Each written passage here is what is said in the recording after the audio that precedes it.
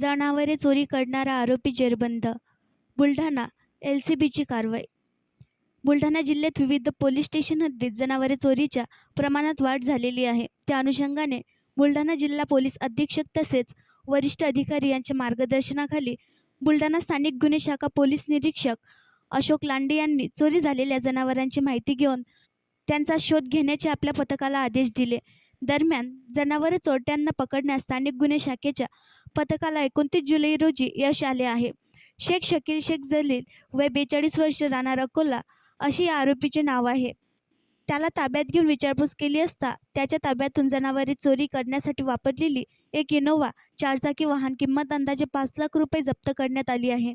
सदर आरोपीने 4 वेगवेगळ्या पोलीस स्टेशन हद्दीत जनावरे चोरी केल्याची कबुली दिली आहे.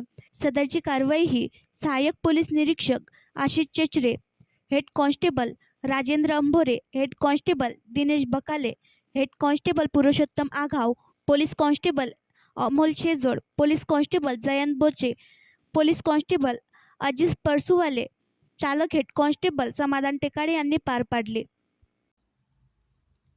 आणखी नवीन व्हिडिओ पाहण्यासाठी आमच्या देशमुख एक्सप्रेस न्यूज चॅनलला सबस्क्राईब करा, लाईक करा आणि शेअर करा.